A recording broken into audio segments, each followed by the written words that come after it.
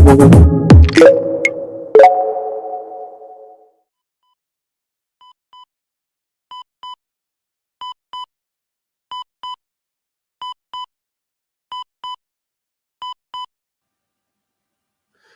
and welcome to PHP Alive and Kicking, brought to you by PHP Architect and our partners at PHPScore. More about them later. This is a podcast that explores the latest developments in PHP and what it's like to earn a living in the PHP today. I'm one of your hosts, Mike Page.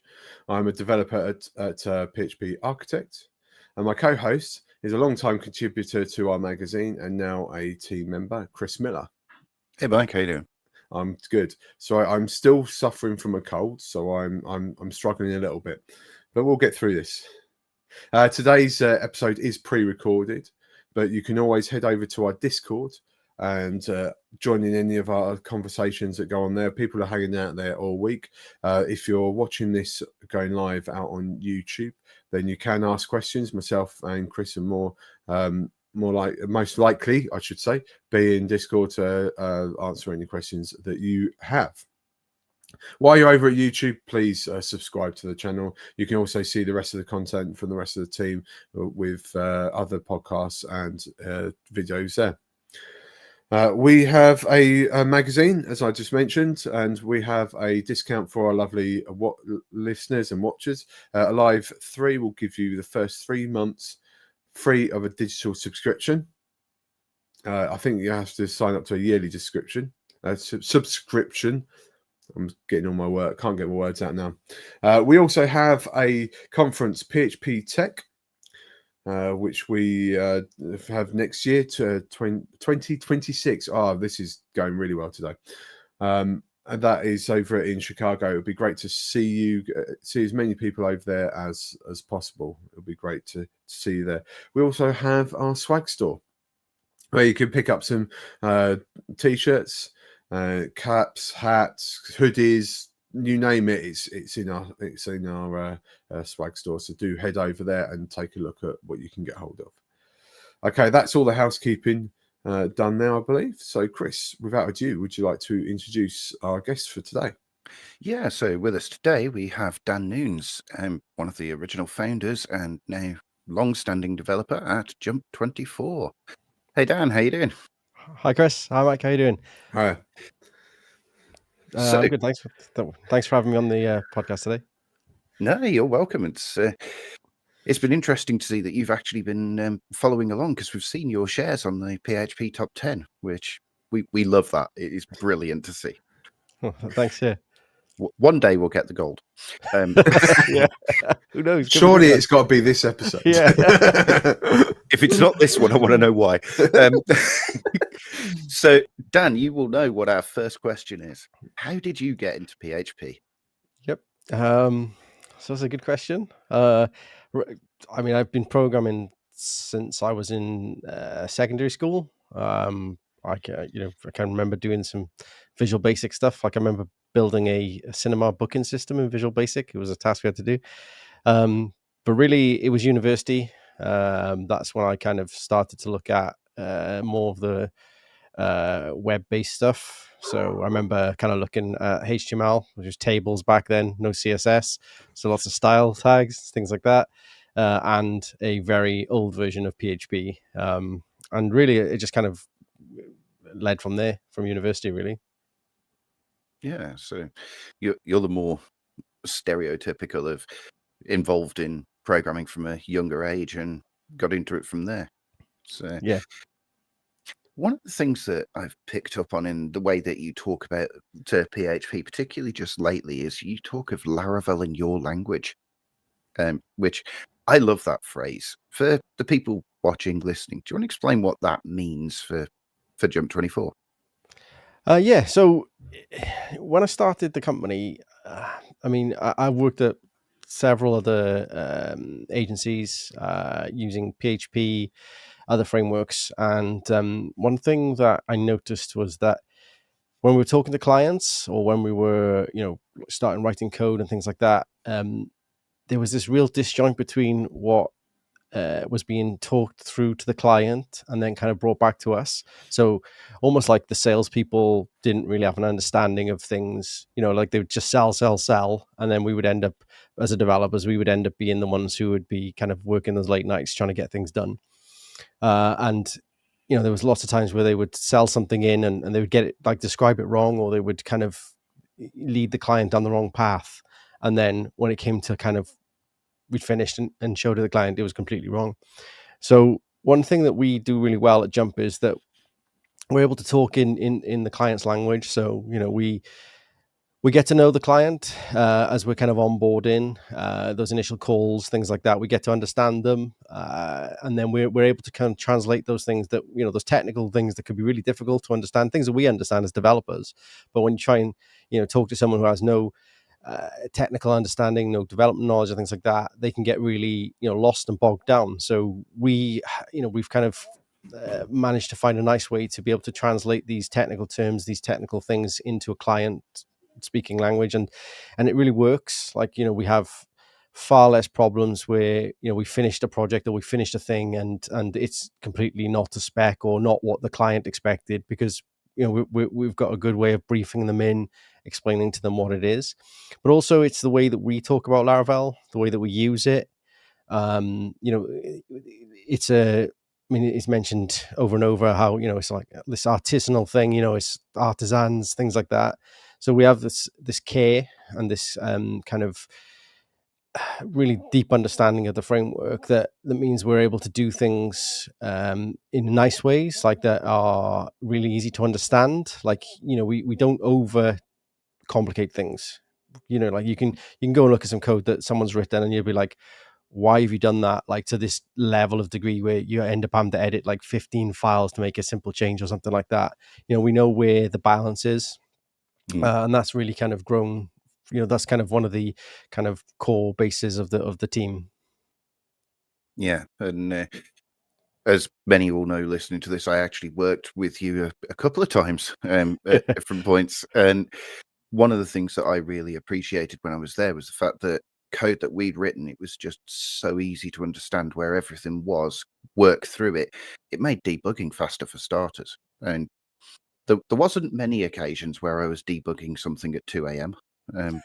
It's certainly something I've, again, when I started the business, I'd done stuff like that at previous jobs where, had to work weekends to get things done. And I really didn't want that while I was running Jump. So, I off the top of my head, like we have some clients that we have like an SLA where we have to, if something goes wrong in the evening, we have to do something for them. But obviously, the team member who works on that is obviously, paid for that.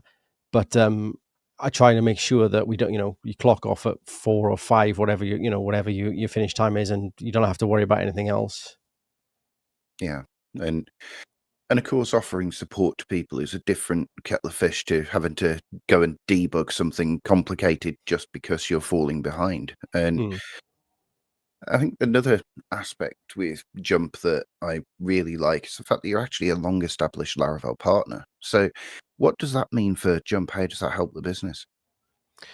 So the partner program, when I first saw it, I really wanted to get on board. Like, I thought it was a really nice way for Laravel to have a kind of accredited set of development teams. We've all seen clients who've gone and basically picked a development team based on price or something like that, and things have gone wrong. Like everything's fallen apart, the deadlines have been missed, the code isn't great. So when Laravel released its partner program, it kind of felt like it was almost like that first level of like, these are good, these are recommended teams that you should work with. So we kind of got on board as soon as we could. And it's been really good for kind of promotion of the team. Obviously, being a partner, we get kind of the advertising on the website and things like that. But also, when we go to events, we can sponsor those events. It gives us a bit more of that promotion that we want. It also gives us a really good communication channel with the Laravel core team. So, we have like a Slack channel that we can talk to people at. And also, we have contacts like with, people like James, Joe, things like that in the UK. We chat to them a lot. So it's been really good to help us kind of get to know the Laravel core team. Obviously, over the last year or two, that's grown massively. So so there's so many members that we don't know. I've last Laracon EU that went to, I kind of met so many new developers they've got. And of course, that's grown even more since then. So yeah, it's really helped us like get win more work, because obviously they can go and see us on the partners program. It kind of gives them that kind of, okay, these guys know what they're doing. They wouldn't be there if we were not a good team. It also helps us kind of have something to talk about again. And yeah, like I mentioned, the kind of the conversational pieces we can have with the Laravel team is really good as well.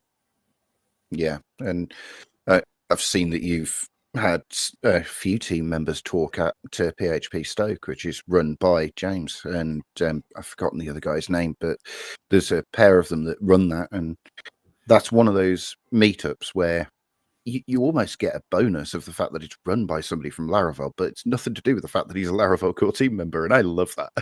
Yeah, 100%. It's a great meetup as well. James does such a good job of getting really good speakers. He's in a really nice place, and they do some really nice things like the food. Obviously, like they order pizzas and stuff like that. Anything that's left over at the end of the night, they give it to the homeless. So there's like a charity down the road. So anything that doesn't just go in the bin. He's thought about like, well, let's do something with this. So they give that to the charity, and then they obviously give it to the homeless that evening. And like you said, as he's a Laravel core member, he's got he knows a lot of really good speakers, so he's able to get those people in. Yeah. So you talked about sponsoring events and meetups, and that's something that I'm regularly seeing, sponsored by Jump24, and seeing you're going off to the next meetup to have a stall there or speak there. And that's something that not a lot of companies do, because obviously it eats time. So what's the payoff between time spent doing that and the benefit of doing that? So I mean, obviously there's multiple ways to look at this. Like the business angle it's really good for meeting people. Like the first Laracon EU we went to was in Portugal. It was, I think, 3 or 4 years ago, I think it was. And it was my first real introduction to a lot of these people, meeting them face to face. And we still get work. People still come to us now. There was something a couple of weeks ago where we got someone got in touch to say, hey, I saw you at the Laracon EU, and I'd love to talk to you about this project. Like, can you help out? So like the business side of things, it's really beneficial for us.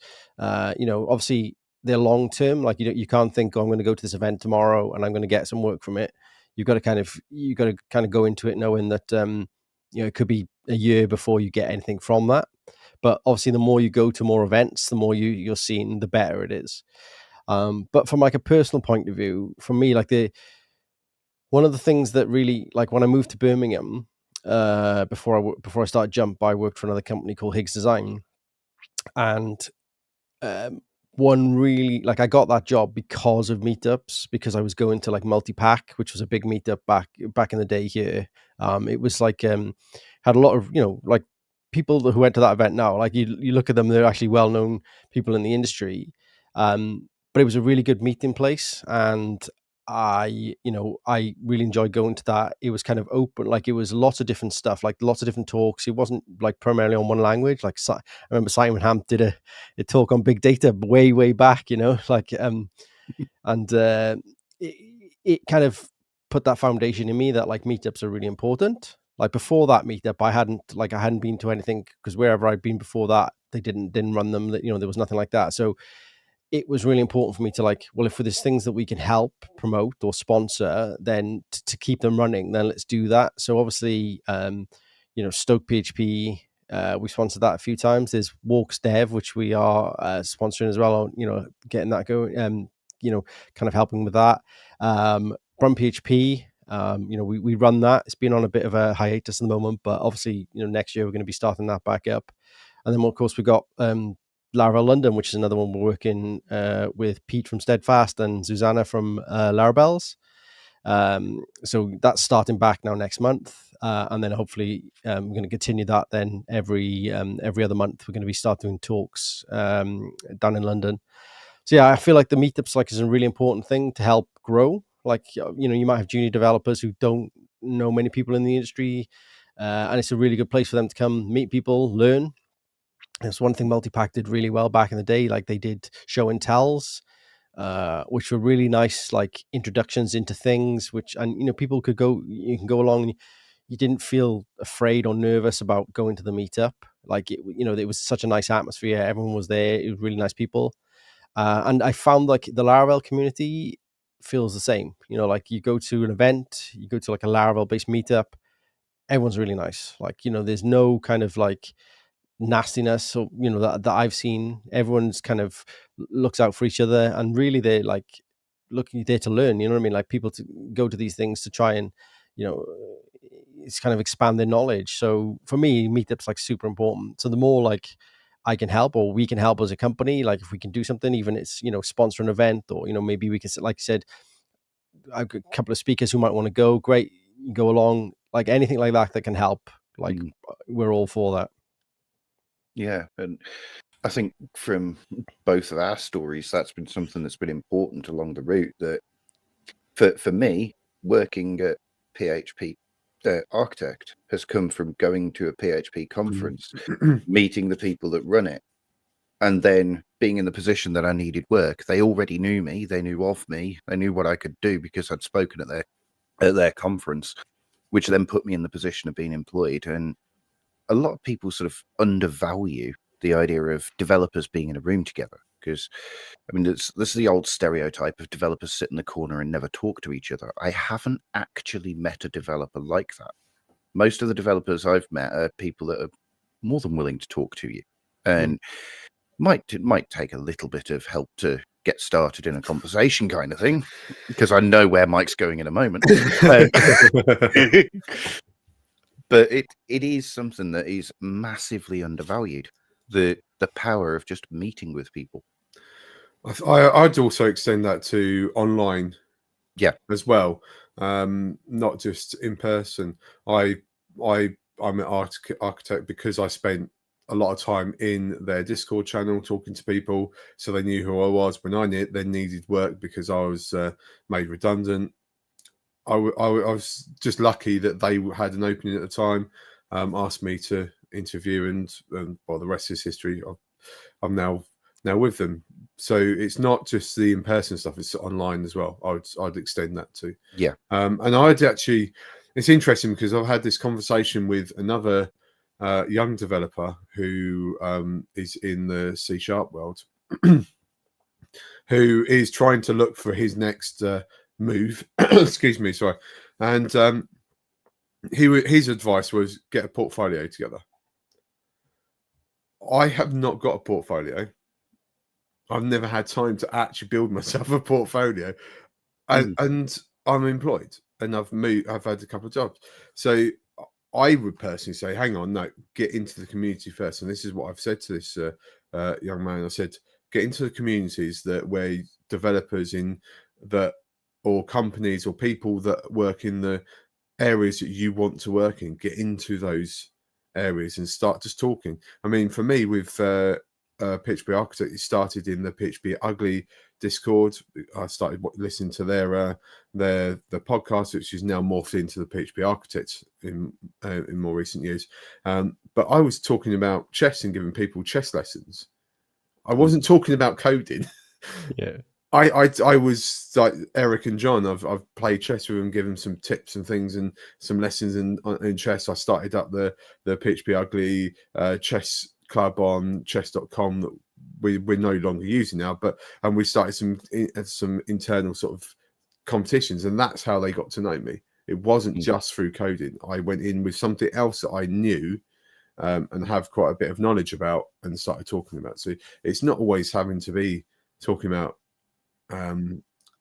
coding all the time. It can be something else, just to get yourself known. People know who you are. People start to see you in the chat, and again, they're moving into in person. People start to see your face, know who you are, know your voice, and all those sorts of things. And so that I'd highly recommend that over spending hours locked away in a room building a portfolio website. If you're in the community and people know you, then build the website, I would say.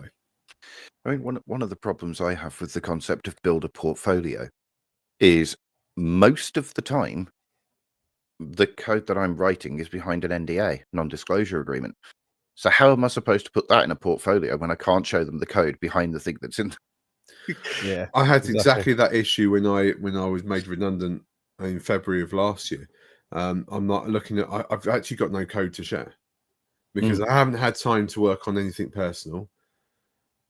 Because I've been working, and then you've got life. That you got kids, you got your own activities outside work. I haven't got time to sit hours on end writing a to-do list application to prove that I can write a to-do list application. I haven't got time to sit there doing all those sorts of generic ideas. So being in the community and having people know who you are just by looking at your avatar or your name for online, or seeing your face at meetups or conferences is more valuable, I'd say. 100%. Yeah. I mean, I don't have if I go to my GitHub, I probably have got nothing that's like that I could show people, because it's all in private repos. Might be one or two things, but like I said, it's being seen at these, these things, like you said, online. It's great. Like, it's another safe space to go and talk to people. And then, obviously, like, leads to going to events and stuff like that. That's, that massively helps, like 100%. I mean, like I said, that's how I got my gig at Higgs Design, because I went to these meetups. I spoke to Andy. Andy didn't really see any code from me before the interviews. Well, I can't even think. I don't even think I gave him any code during that time. But it was the chats that we had, things like that, he could see the passion, the enthusiasm, and kind of it went from there. Yeah, I think personality plays a much bigger role in this, especially when you kind of you need to know that the new person will fit in with the existing team. And I think most of certainly my first dev role, I had no code to show the person. He didn't do any coding tests. He asked me a few questions, and the rest of it was all off of personality. And he quite openly said to me after that, well, actually, it was just before he offered me the job. He got me on the phone and said, and went through all the reasons why he shouldn't hire me. And one of them was lack of experience. He's interviewed people with a lot more experience than I have. But it was the personality. It was the fact that he knew that I could fit in with the existing team that was already there. And I did. I was there for quite some time until the work dried up for me and he couldn't keep me on, which is no fault of anyone's. It's just the way the market went for him. So it's enough. So I think personality, get yourself across, get people to know you in some way, shape or form. You don't know someone's personality by reading someone's code. No. And if they're not great at coding, then you've got the opportunity to mold them, have a more senior developer work with them to shape them into the developer you want. Yeah. You can teach somebody the technical skills, and as long as there's a basic aptitude there for understanding how to break something down, and they're the sort of person that fits the team you have somebody you can work with. And it's interesting actually thinking back when I was at Jump 24 working with Alex, and the amount of time that he put into teaching me concepts that I had no idea about. But he would literally take me through step by step and explain how it worked. But the next time I came up against that, I could do it myself because Alex had took the time to show me. And that mentorship is what makes part of a team work as well as it does. And we've had the conversation on here before about juniors in PHP, and I'm really struggling to see junior roles, which is quite interesting. Yes, it's an odd one, isn't it? Because I mean, we've got an opening right now for a role, and we haven't specifically put a bracket, like it's this junior, mid. We've just put a salary range, and we've just seen, who wants to apply. And we've had like varying degrees of levels. Like we've had people who are new to, just finish college or uni applying, and then we've had, people who've got loads and loads of experience. And it's been interesting, like just chatting to them first. Like obviously the first kind of thing we do is have a chat with them, see if they, culturally fit, like you were talking about them, Mike, if they would, fit in the team. And yeah, you look out there, there isn't much that I can see that like junior level. And it, like, I know this question has been going around on Twitter over the last couple of days as well. Like, why are we not seeing these roles? Why are we seeing everything in like JavaScript, or why are we seeing everything in Node or Python and things like that? Why are we not seeing these positions in PHP? Why are we not seeing the kind of salary that you see in all these other languages? And like, how do we deal with that? How can we fix that problem? It's a difficult one to solve. It's not something we can, there's no magic hammer that's going to just fix it. But there are varying things that we can do as business owners, as as people who use these frameworks, use these languages, people who go to meetups, things like that. There's all ways to do this. I saw something about rephrasing the way that we talk about PHP. So everyone, this thing comes up a lot. PHP is dead. PHP is dead. Well, stop saying PHP is dead. Let's rephrase it. Let's do something different. Yep. Like, don't, because it's such a negative connotation straight away. Like, why would people be interested in PHP if the first thing you say is PHP is dead? Even though you like in the article or the post or whatever, you kind of counteract that. If the headline is PHP is dead, people are not gonna, people are not gonna be interested. So, yeah, I mean, it's an interesting thing. Like, how do we fix that problem? Like, it's this, most of the boot camps I see, they teach JavaScript. I mean, Chris knows, he worked at one, he went through one. The JavaScript's the big thing that they teach, and I can understand why. Like, front end, back end, I understand. But like, I think one of the problems we had, especially in the West Midlands, was there was way too many graduates all know JavaScript, and there just wasn't the jobs then. There's loads of people who would come out of these boot camps, they knew JavaScript, they knew React, and there was no, there wasn't the number of jobs needed for them, for the people that had come through. Yeah, and I think that's something that School of Code had the right way round. Yes, they used JavaScript as the tool, but they taught the fundamentals of programming. So if you can write a function, you can Google the syntax and how to do it in any language. If you can write a loop, you can do that. But by teaching that fundamentals, a lot of people are missing the fact that you can switch languages quite easily. Now, you might not have the experience of the frameworks and everything else, but you can understand what's going on and quickly learn. And that's how I've ended up working in, to date, 19 different languages. Yeah. I mean, I have to agree with all that. I think these boot camps are slightly getting it wrong. I'm currently studying a computer science degree through the Open University. And yes, we play with JavaScript. We play a bit of PHP. I've done a bit of Python. I've done a bit of Java. But they're all just picking those languages. And I don't have any grasp of great knowledge of these languages. What they're actually teaching you is the concepts. So Java was to teach object-oriented programming.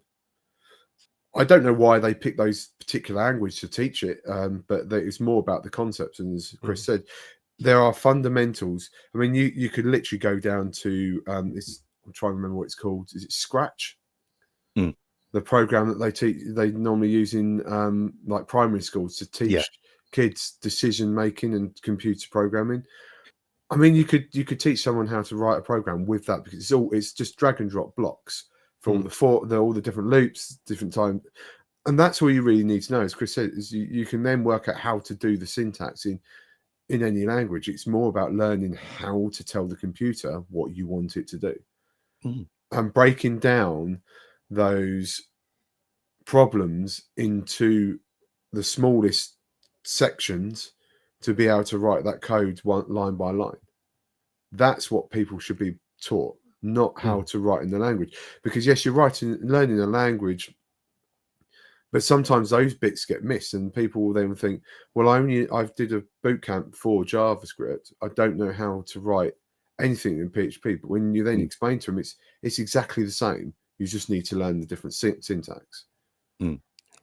Yeah, that's it, really. Yeah, and so many people miss the power of understanding how to program, and that ability to shift between languages makes you exceedingly valuable. But it also makes it so easy for you to look at code and just understand it, even if it's in a framework, a pattern that you don't understand. You can break it down. You can work out what's going on. And yes, of course, you're going to sit there and pull your hair out. I mean, that's fairly obvious from the state of mine. And you can look at how something is going. You can get annoyed with it, but at least you can understand it. And you can get to the other end and work out what happened. And then you can change it to something that you happen to like. And that's kind of the core of choices in code style. It's the thing that you happen to like. There's no real difference between writing something functionally and object orientated. They both do the same thing. It's just that you happen to prefer one over the other. Yeah. Well, on that note, we're going to just go over just to hear from our partners, and we'll be right back in a second. Thank you to our partners at PHPScore.com. Every app builds up technical debt over time. It's the price we pay for shipping new features and moving fast. When we build up too much of it, though, it can start to impact how we work. Team velocity suffers, bugs become more frequent and take longer to fix, and everyone starts to get a little frustrated. The key to managing debt is to measure it. A credit score can help you understand how well you're managing your financial debt, and now there's a credit score for your technical debt. Go to phpscore.com to get a free technical debt score and monitoring for all of your PHP applications today. Thank you, PHPScore. So, Dan, we were talking just before that advert around the idea of sort of code quality, code style, and that there's a subtle clue online that may be something that you appreciate a bit, and pretty much every post on LinkedIn. Do you want to tell me more about what code quality means in Jump 24 and what that looks like? It's like super important to me. I've like I said before, Jump 24, I worked at several different agencies that had different ways to write code. Different developers would do different things, tab spaces, like all these little things that we used to argue about before.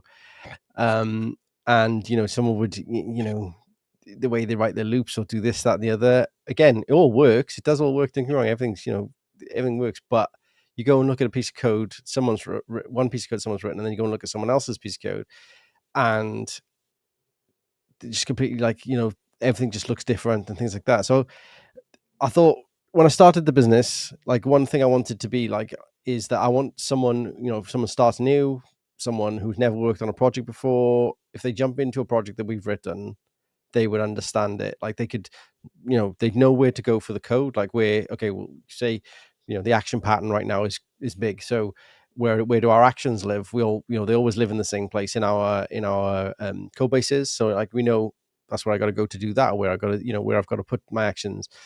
So it became really important to me that like the first thing we did was standardized everything. So, we looked around at various tools that were around at the time, like the different PSR standards that were out, things like that. And we found a really cool tool called Easy Coding Standards. So it's built by Thomas, who is part of the Rector team. So Rector PHP, which is another tool that helps you kind of, upgrade your PHP code, things like that. It's like another really good tool to help you with things like this. The great thing about like Easy Coding Standards was we could pick and choose the bits that we wanted. So like the bits of the standards that we wanted, but we could also easily write our own. So, we've got like Alex has written custom things for like all our classes should be final, like all these little things that we wanted to do to make sure people did. We've written like custom sniffs to do that. And then we obviously run them on the pipeline. We run them locally, things like that. And, from not having those things in place to getting those things in place, all of a sudden your code lines up, like everything's really nice. You can go into a project, and it looks exactly the same as that. I know where that is. So people find onboarding these projects a lot easier, and so they get up to speed quicker. They're developing and producing code the same way that the whole team would. And the great thing, again, like I said before, is how many times have you looked at a bit of code and gone, okay, I want to write this code, how do I do it? And you can waste hours just thinking about how you're going to write this code. Well, if you've got a certain set of standards in place that say, okay, we should do this, or we should use collections all the time, don't use arrays, use a collection and then do the things with a collection, because it's obviously better for type hinted, things like that. So it makes your job easier, because you're not having to worry about, like, have I done that right? Have I done this wrong? Like, there's already these like kind of set standards in place for how we should be writing our code. And it also then, like, the big win is it helps massively with bugs, right? Like, if you've got a bunch of things in place, like you've got your standard set, you're enforcing type, so like everything's like strongly typed, things like that. Those issues that you had before, or way back in PHP 4, these things that would crop up, they're not there anymore. Like, so we can release code. We're a lot more confident in the code that we're doing. Like, the client's a lot more confident in what we're releasing, because we know that having these strong types, having these standards in place, and the tests, which is again another super important thing for us, having these tests in place mean that when we do release something, there's loads of kind of stuff there behind the scenes that we know that we've done to make sure that thing is going to work. Yeah, and none of that means you don't get bugs, because it happens. We're human, we make mistakes, but it all helps to minimize the amount you do get. And when you do get one, it's a heck of a lot easier to find it. And 100%. I mean, let's be honest, most of the bugs that developers get once they've got strong standards in place are they missed an edge case, or there's some quirky little thing where PHP underneath the hood has got some complicated thing going on, like 0.1 plus 0.2 isn't in fact 0.3. Or a classic API change without letting you know. It doesn't work. You're like, well, what's happened here? Oh, they've changed the way that the responses are returned. So yeah, I've got to do something about it. Or just completely changing the endpoint, like I've had. Yeah, that's it. Yeah, it's like, why is this not working now? Oh, that endpoint doesn't exist anymore. No, it's not there anymore. Oh, but they put a message up on the endpoint to say we've moved, but no pre-warning. Thanks for that. Yeah. And then you get integrating APIs, and of course third parties always do APIs right, and there's never a problem with third party APIs. Yeah, we had a long conversation about that so today's a Wednesday, so we had a live show last night, and we had quite a long conversation about APIs. Yep. I think we've talked about APIs quite a bit on the shows, because it's just one of those bugbears that all the third-party APIs you want to consume seem to be developed by people that have completely different opinions on how an API should work. Yep. Even with some of the fundamental stuff that is already out there and set in stone, this is how it should work. For example, error codes, but they don't follow them.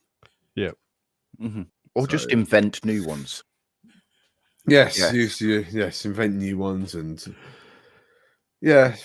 well, we could spend another hour talking about APIs, but maybe we shouldn't on this episode.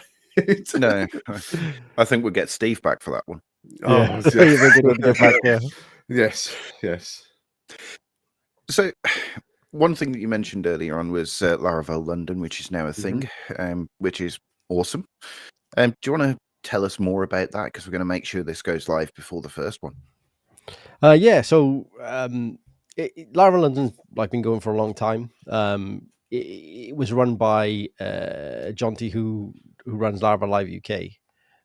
It's been on a bit of a pause, and he did do a shout out to see if anyone wanted to take it over. So myself and Pete and Susanna, we kind of stepped up to start that. Now London's got obviously a massive development scene, and there's lots of Laravel developers in London. We already know this, but obviously there's not a kind of a good meetup that goes on. Like, I think the meetup group for it at the moment has about 800 people that are part of the group. So yeah, so we're going to start putting it on again, but like it's typical meetup style. So the first one we're going to do is just going to be meet and greet, 50 people, just chat thing, get it, kind of find out what people want in the next event, like what would you like to see. And then, like I said, every other month, then we're going to do an event with some talks, bring some speakers in. Again, what's great about London is like, there's a couple of Laravel people who are close by that we could bring in to talk, but there's also good access routes, to come in. So it does open things up, like to get people there. Obviously, I'm in Birmingham, so it's a couple of hours travel for me, but it is a good location and there is a lot of people there. So, there is a benefit of having it there. But one thing like we want to try and do, obviously we're working with Laravels right now to try and basically one of the big problems we've got right now is the meetup. Like everyone who's subscribed at the moment, we've got one female developer who's like turning up, and we want to make that change. We want to change that. Like, how do we go about changing that? It's something that we're struggling with, like in an industry, like, you see it every day, like there's way more male developers than female. So we're trying to make sure that it's a safe space. Like we don't want them to feel like they can't, they can't come because it's not safe. And we're going to make sure that that, like they're listened to. So if things happen that shouldn't be happening, that, we deal with them. So like and really like trying to bring more of them in. Like that's we want to see. Laravels has been growing year on year. Like you go and look at any Laracon event, they always get on stage to take a photo. And I remember, I think the first Laracon EU I went to, there was, maybe 10 or 12, something like that. I can't remember, it wasn't a massive number. And then you look at Laravel Live UK, the last year's one, and the stage was like, almost full. And then I think at the US one, that again, like massive amount of people there. So it's great to see that. But like, it kind of, how can we do more to fix the problem? We know it's a difficult one to fix, but like, is something we got to think about.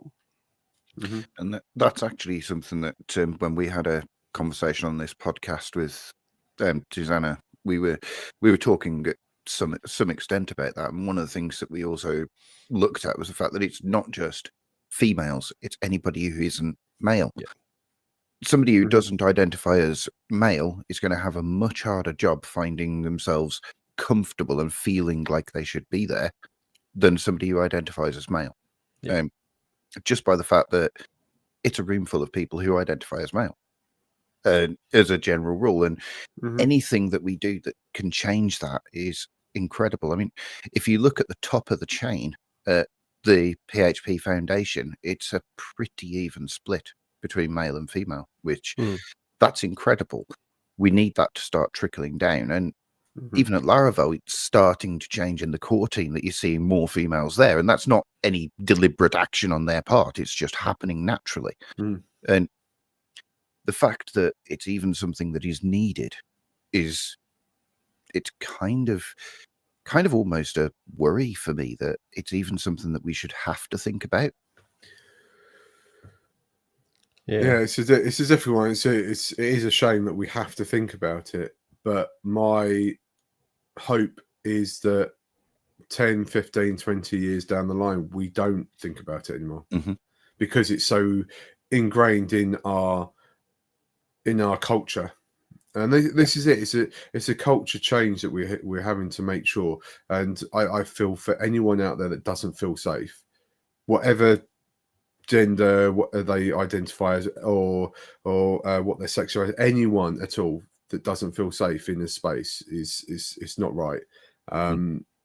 And it's all right for the three of us to say that's not right, because I experienced that sort of anxiety in a different way, just because I have social anxieties. But it's not, I can't pretend to imagine what it's like for people that don't identify as male or have a different sexuality to myself. So it's hard for me to put myself in those situations or those thoughts. but I just wish we didn't have to think about it, and everyone is just safe.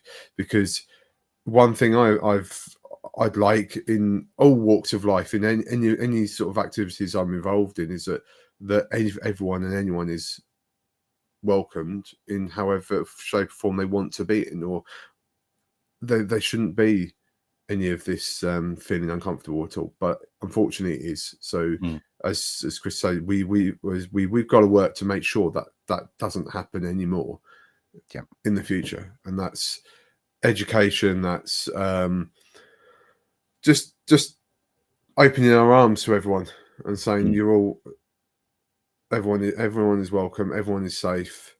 But making sure, I think the really interesting thing is popped into my mind. I cannot remember if we talked about this with Susanna. I know the episode came out recently. I think at the time of recording, it was only last week it came out, but we actually recorded it quite a while ago. So I'm trying to remember everything we said. I personally was on holiday, so I didn't rewatch the episode when it went live. There is another big community I'm involved in is the chess world, and all over the world there is a new movement to try and make female chess players feel more comfortable at tournaments. There has been horrendous stories of harassment and all sorts from male players onto female players, and there is now an organization that is building up a network of people that are associated, and they can be male, they can be female, they can be whatever, and they'll be like a go-to person at every tournament. That's the goal. At every tournament there is a go-to person for anyone to go to and speak to if they feel uncomfortable about anything. And I don't know if we talked about that with Susanna, or if that's, but that would be an interesting concept to consider, having a representative of the Larabelles. I keep having to stop myself calling it Larabellas. I don't know where that's come from. I'm sorry. Larabelles, a representative of Larabelles at every meetup, every conference, that could be just someone to go to and speak to if there's something more. I mean, we as a company, PHP Architect, we're really strict with our code of conducts. Luckily, as far as I'm aware, John and Eric have only ever had to act on it once. The 2 years that I've been there, so this year and last year, there were no incidences. And when I look at the people that attend tech, it is a very diverse set of people from different backgrounds, again, different genders and things. So I think that there is hope. I think there is hope, and it starts with the organisers. And I'm not accusing any organisers of not doing this, but starts with the organisers to make it completely and utterly honest that anything that goes on that is not right, you're gone. That's it. Doesn't matter who you are, you're out of the door, and then enforce it. They've got to back it up and enforce it. But then I also know there are people that might feel it difficult to report an incident, and they don't want to, but you should. This is my message to you: you should, and maybe having like a representative that any of these meetups that could just close doors, just disappear, have a little chat. Doesn't even have to be on the night. It could be afterwards. Just my thought that's just popped into my head while we were just talking. And I can't remember if I talked to Susanna about it, but that is something that's going on in the chess world, and anyone can sign up to be part. I can't remember the organisation's name. I'd have to Google it again. But anyone can sign up to be a representative and then be present at a tournament for anyone to go to if they've got any problems and they want to talk to someone. So just a thought. Rambled on about that a bit long now. It's definitely an interesting concept to look at, and something that wouldn't be that complicated to start doing. It makes me think I've forgotten to mention it when I was talking to Susanna, because I'm sure that must have popped in my head when we recorded that episode, and I'll try and reach out to her and chat to her about it. It's just something that's going on in other worlds, I know, and whether I think it's helping. I can't say for sure, but I think I wonder whether that would be something that would make other people, so anyone that doesn't identify as male, feel more comfortable to go to these places because they know there's someone there that they can just don't feel comfortable because of this.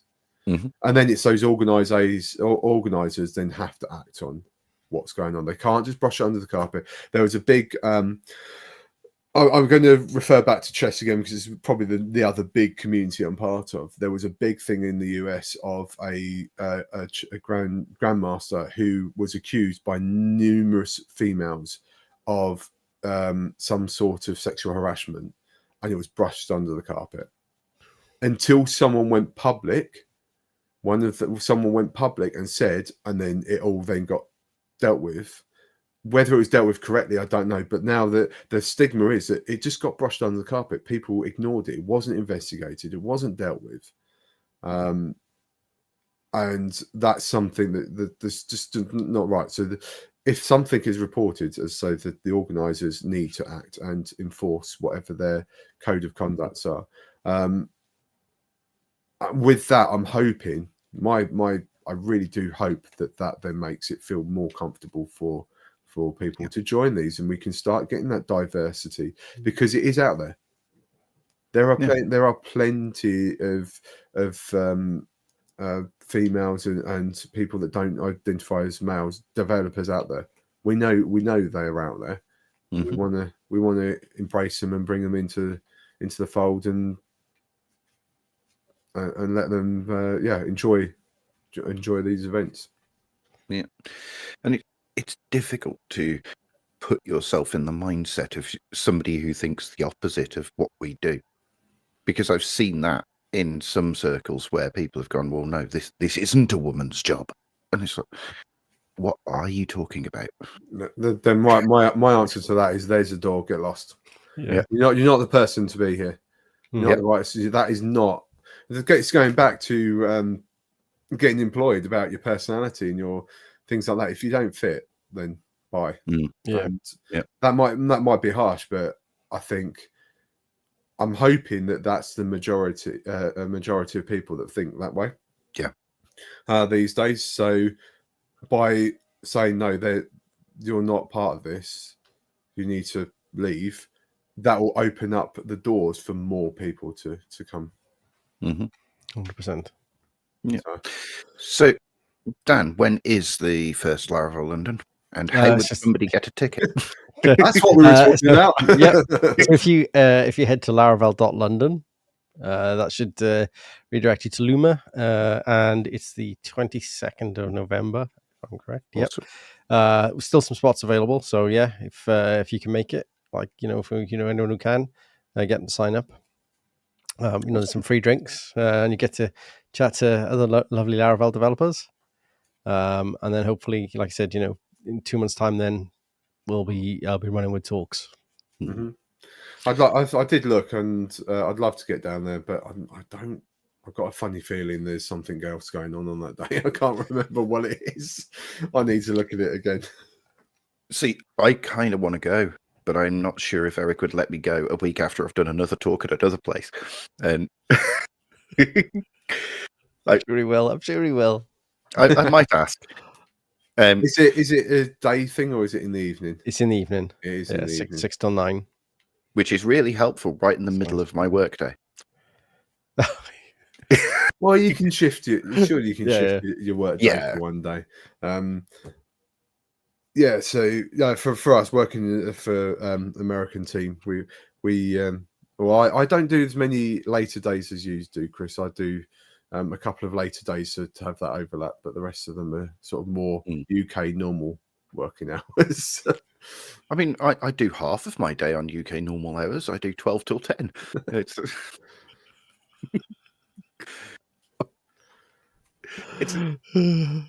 It's a fun shift. It works for you. It does. I don't know many developers that go, I'll willingly work 12 till 10. I don't either. So one other question that I wanted to chat around was, you've been posting the PHP top 10 for quite a while, and that has grown into honestly one heck of a resource. And some of the things that I've seen posted there have been absolutely brilliant. What do you reckon your favorite has been so far? It's a good question. Is this where you now go and read all of them and No, go, no. I mean, they're all in. I've got them all in documents in not in Jira, in Confluence. So everything's in Confluence. I've got it all, and I think there's been two really good ones. They're not really been massively around PHP, but again, it goes back to the concepts again. So there was two. One of them to do with like MySQL and data at scale, like looking at your queries and finding those performance fixes that you can do, even just by like doing simple things like adding indexes or thinking about how you write in those queries, like looking at joins that are not necessarily as performant as certain joins. This way is better to do that, or things like that. That was a really interesting one because obviously they were dealing with massive sets of data, like Geocodio, I think it is, something like that. They do a couple of really good blogs. Like they have a lot of data that they deal with, and they go into real good depth and good, like in their blog posts of like how they deal with certain things. There was one 2 weeks ago, I think it was, that was really, really, really interesting to read. And then another one was CSVs of all things. Parsing like CSVs with hundreds of thousands of rows of data. Now, we've all written code that the user uploads a CSV or uploads an Excel spreadsheet, and there's numerous Laravel packages out there like Laravel Excel and stuff like that you can use to help you do this. But like we've come up against problems before in the past where like someone's just uploaded a crazy big file, like more than you would understand, and they're wondering why it's taking so long, or the thing just fails. So like looking at that like as a high level concept and thinking about how you can do these things, step away from a package, use the native kind of inbuilt PHP stuff that you can use, and like make that thing super performant. Like those are really interesting ones for me. And like there's been some other like loads of really interesting stuff week to week that pop up, like some really good, like there's some really good people doing some like awesome things right now in the space, like Nuno just is smashing it with like the videos he does and the stuff he's putting out there. Ashley, like the AI stuff that he's doing, and like the crazy things he did yesterday. He did a SSH paint, like the paint thing, like and everyone's like, how did you do that? Like that's what I find really interesting about the top 10 stuff is like I'm finding things as I'm throughout the week that's like, well, that's really cool, or that like that's another interesting thing. And they might not 100% be like PHP focused or Laravel focused. They might have like sometimes it's concepts that you can apply to your PHP code or your Laravel code, and like they're just as interesting because, like you said, that's how you're going to improve your code. So yeah, it's been fun putting them together. Yeah. So when's the book that you're going to put them all in so that we can? No, I don't think I've got the time to put them all together. I think we do need some sort of public repo of them though, because that would be a really useful resource. And if you've got them so I started to. We were thinking about putting them on our website. So like, as part of like a blog. So every week, just put it out. And I was gonna try and film the next one. So like, I was just gonna do like a 10-minute video where I go into a bit more detail. So like, obviously, the problem with like the LinkedIn post, you only have so much text you can put in. So maybe like an 8 to 10 minute video of me talking through them, and then the post as normal. As a way to kind of get a bit more, bit more kind of thing out of them. Yeah, that would be cool. Right? Yeah, that'd be good. I actually really like that idea. I would definitely be watching those first thing on a Friday morning. It's kind of amusing to wake up on a Friday and guess where we've been that week. My LinkedIn has never been so busy. Yeah. Honestly, I don't think you actually know the impact it's having, Dan. We know for a fact that some of the people that are watching after they've been broadcast are coming from the Laravel top 10 because they've told us. So Okay, people are that's interesting. seeing it on your post, Yeah. coming and seeing our resource, and then telling us that they came from you, which is it's brilliant. Like, That's I have had a few people message me on LinkedIn, and at what event? I think it was Laravel Live UK, the last one. I think someone came up to me and like said, "Oh, I read them." Like, so it's been doing it for about a year and a half now, or 2 years. I think it's been going for. So yeah, it's nice to hear that, like, people do actually Yeah. like read them, and hopefully there's some stuff in there that I can like dig out that like is interesting for people. Well, yeah. definitely. Well, thank you for putting us on there for the few weeks that you have, and I think you can tell how important it is by the amount of reactions that you do get from those posts, because they just that's why my LinkedIn blows up, because I just get hundreds of like all these people saying they've reacted to a post you're mentioned in, you're reacted to a post you mentioned in. I mean, every day I'm looking, and I've got so many notifications, and it's like, what's going on? Well, no. I mean, if you keep, like I said, the it's the good content that there's so much good content out there, and like the video, the people you've been talking to, like it's really interesting stuff. So, yeah, you keep knocking it out of the park. Yeah, thank you very much for that. I mean, that's what we're trying to do, and it sort of circles around to something you were saying earlier, and I think it's possibly because you've watched some of the episodes, and I keep banging on about it. It was about how we present PHP to the rest of the world, and that's where this podcast came from. It came from me attending PHP UK. I can't remember. It was this year, earlier this year. Sorry, my brain doesn't work with time frames anymore.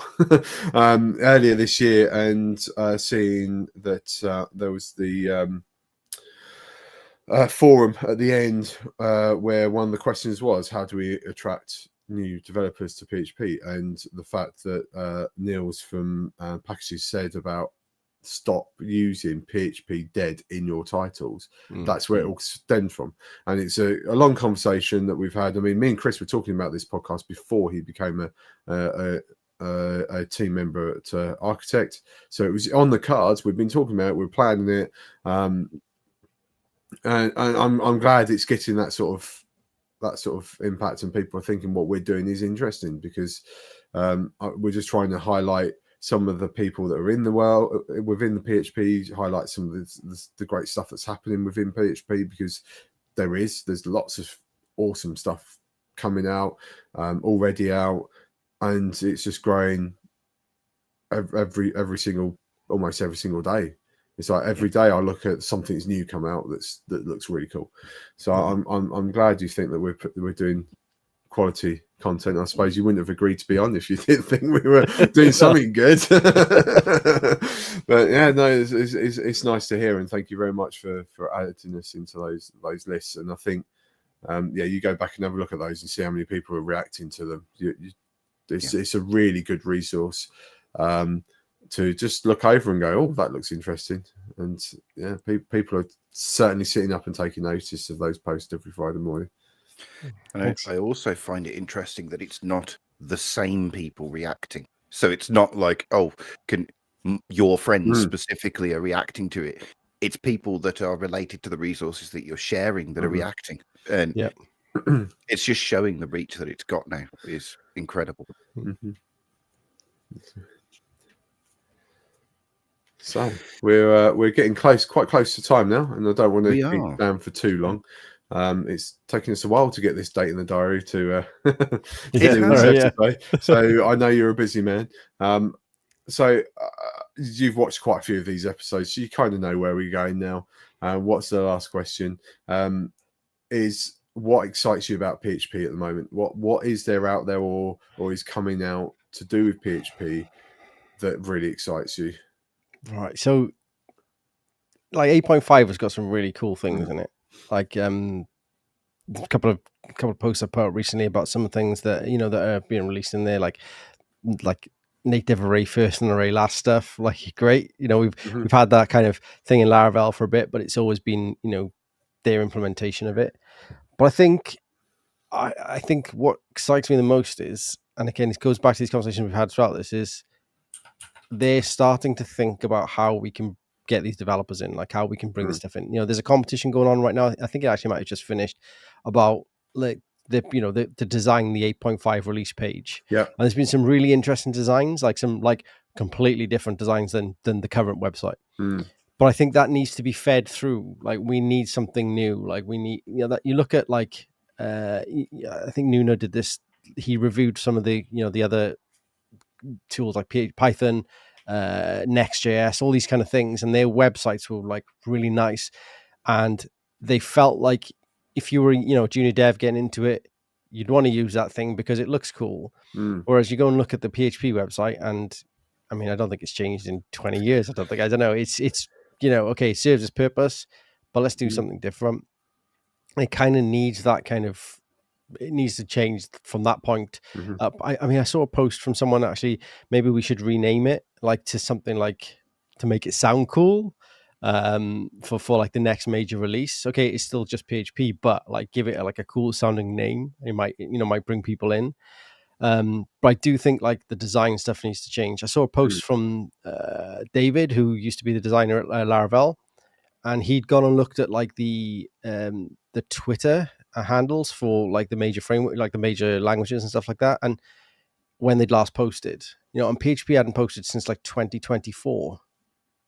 Like, you're looking at like the social media presence, you're looking at all, and this is all stuff that like this generation that's coming up now, they all do, like the TikTok generation, all these people, they use these things more that like I don't. Like I'm not a massive, I'm not a massive like social media person. I do what I need to do for Jump 24, I do that, but like apart from that, I'm not huge. But like these are all the things that they look at, right? The signals that they'll look at to see like, well, is this thing even alive? Do I do it? And not having any posts for a year is kind of like, hey, let's do something about that. Like this, it should be talking about itself. Like, hey, this new release is coming up with these new features. Cool. Like, start to get the ball rolling from the ground up. And I understand it's a lot of work. Like, it is a lot of work, right? And it's an open source thing. But yeah, like, is this something that we can help out with as developers who use these languages? Like, how can we help out? Like, we got the PHP Fig, we've got all these other things that the PHP Foundation, we've got these things that are there to try and do to try and push the language. Like, but how can we also help out with those kind of things?